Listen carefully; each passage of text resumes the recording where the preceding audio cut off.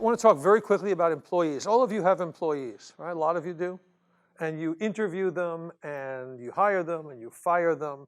A quick note on employees, because I just wanted to throw this out to you. You've all heard the expression, better the devil you know, and you keep them on way too long. They've gone way past their sell-by date. And what happens is you won't let them go because you don't want the pain of replacing them, retraining, all of that. And then they say, I quit. And you find someone 10 times better and say, oh my goodness, if I had only had them quit a year earlier, 10 years earlier, you know. Don't do that to yourself. Okay? How many people ask the question in an interview, what are your weaknesses, John? And I ask you, Bill, what are your weaknesses? How many of you have asked that question?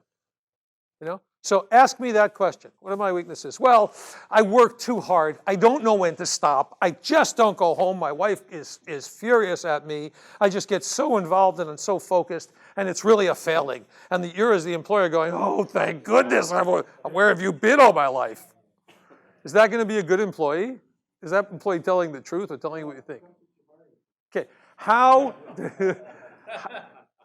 do you get an employee to tell you 100% the truth of what their weaknesses are? Because my answer to that is, every supervisor I've ever had says, I've got to know when to quit. I can't keep working these long hours. Remember that people want to hide their weaknesses. Even in describing, they'll get a little out, but they're doing everything they can to hide them. Yeah, Jamal? Create hypothetical situations. Absolutely, and you know, what if you were in this situation and this wouldn't happen, and this happened, well, how would you handle it? Well, I know I have 12 more hours of work before I go home, but I guess I'd have to leave and go save that child from the flood, and then I'll come back and finish my job. So, you know, you're interviewing me for a job. Who is it who knows my weaknesses? Yeah, that's a good one. My former boss. So now I say, Bill, if I call your references, and I'm going to, and I ask them what they consider to be your 3 greatest weaknesses, what are they going to tell me? Oh, shit. Now that's right, there you go. Now comes that, you want to see backpedaling on a bike, you know. David, legally they can't. The best question to ask the boss is, say, everybody needs things they need to work on. We both know that. That's not about what you know. It's about, perception has nothing to do with reality. Okay, perception, you know, reality is your perception. If I'm interviewing you and I say I'm going to call your references and I'm going to ask them this question, they don't know that they can't answer it. Even if they did know, they can't put themselves be adversarial and say, you can't ask that, it's against the law. Thanks for coming, really appreciate your time, have a nice, you know. So what are they going to do? They're going to try and put as good a face on their weaknesses as possible because they have to do damage control right now. You know, well, to tell you the truth, they're going to tell you I'm late. And in all fairness, I stay late. You know, I come in a half hour late, but I stay a half an hour to an hour late, so I still put in my time.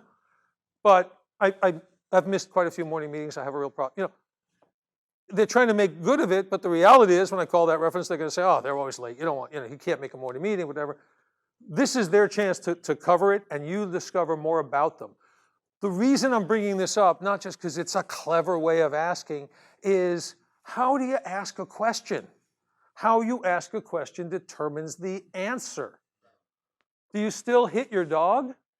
Oh, no, I don't do that. Oh, I mean, you know, it's how you ask. Can I smoke while I pray? Can I pray while I smoke? Think about not just asking questions, but the structure of that question, the perspective of that question, the external influences that can be brought into that question. When I call your references, your former employers, which I will do, and ask them what they consider to be your 3 greatest weaknesses, what will they tell me?